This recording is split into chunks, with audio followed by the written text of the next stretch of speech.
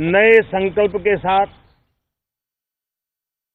संविधान के स्पिरिट को चरितार्थ करने के लिए हर किसी के दायित्व के संबंध में पूरे देश ने एक संकल्प किया है। इन सब के परिप्रेक्ष्य में हम चाहेंगे, देश भी चाहेगा, देश का हर सामान्य नागरिक चाहेगा कि भारत का संसद का ये सत्र और आगे आने वाले भी सत्र आजादी के दीवानों की जो भावनाएं थी, जो स्पिरिट था, आजादी के अमृत महोत्सव का जो स्पिरिट है, उस स्पिरिट के अनुकूल संसद भी देश हित में चर्चाएं करे,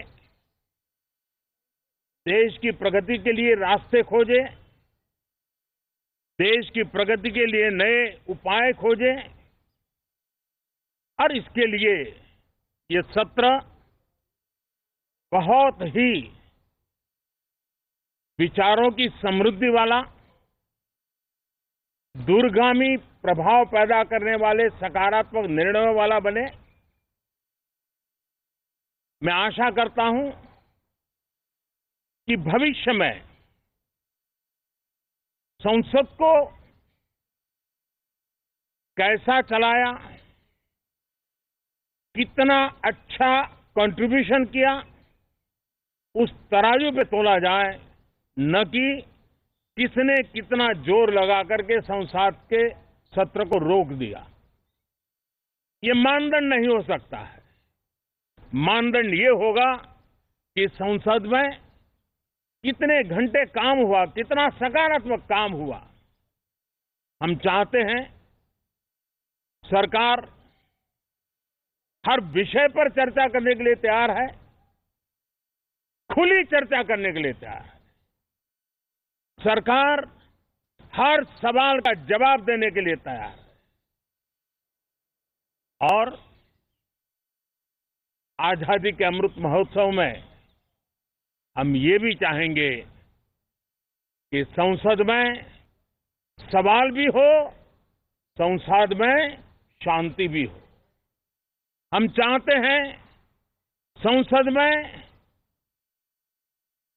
सरकार के खिलाफ, सरकार की नीतियों के खिलाफ जितनी आवाज प्रखर होनी चाहिए हो, लेकिन संसद की गरिमा, स्पीकर की गरिमा, चेयर की गरिमा, इन सब के विषय में हम वो आचरण करें जो आने वाले दिनों में देश की युवा पीढ़ी को काम आए। पिछले सत्र के बाद कोरोना की विकट परिस्थिति में भी देश ने 100 करोड़ से अधिक डोजेज कोरोना वैक्सीन, और अब हम 150 करोड़ की तरफ तेजी से आगे बढ़ रहे हैं। नए वेरिएंट की खबरें भी हमें और सतर्क करती हैं और सजग करती हैं।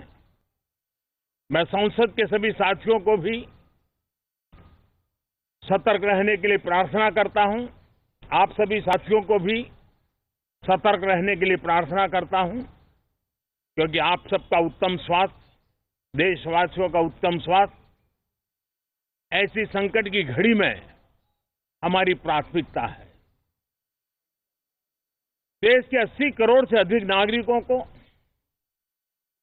इस कोरोना काल के संकट के में और अधिक तकलीफ न हो, इसलिए प्रधानमंत्री गरीब कल्याण योजना से अनाज मुफ्त में देने की योजना चल रही है। अब इसे मार्च 2022 तक समय आगे कर दिया गया है। करीब 2,60,000 करोड़ रुपए की लागत से 80 करोड़ से अधिक देशवासियों को गरीब के घर का चूल्हा जलता रहे इसकी चिंता की गई है। मैं आशा करता हूं कि इस सत्र में देश हित के निर्णय हम तेजी से करें, मिलजुल करके करें, सामान्य मानवी की आशा अपेक्षाओं को पूर्ण करने वाले करें, ऐसी मेरी अपेक्षा है। बहुत बहुत धन्यवाद। நாடாளுமன்ற குளிர்கால கூட்டத்தொடர் இன்று தொடங்க உள்ள நிலையில் தற்பொழுது நாடாளுமன்ற வளாகத்தில் பிரதமர் மோடி பேட்டியளித்து வருகிறார். அந்த காட்சிகளை நாம் பார்த்து வருகிறோம். இந்தியா 75வது சுதந்திர ஆண்டை கொண்டாடி கொண்டிருக்கிறது. இந்த கூட்டத்தொடர் என்பது மிகவும் முக்கியத்துவம் வாய்ந்த கூட்டத்தொடர் என்று அவர் தெரிவித்திருக்கிறார். வளர்ச்சி குறித்து நாடாளுமன்றத்தில் விவாதிக்க வேண்டும் என்பது மக்களின் விருப்பமாக இருப்பதாக அவர் தெரிவித்திருக்கிறார். இந்த கூட்டத்தொடர் ஆக்கப்பூர்வமாக இருக்கும் என்று நம்புகிறேன் என்றும் தெரிவித்திருக்கிறார். உடனுக்குடன் செய்திகளை தெரிந்து கொள்ள சன் நியூஸ் பெல் ஐகானை கிளிக் பண்ணுங்க.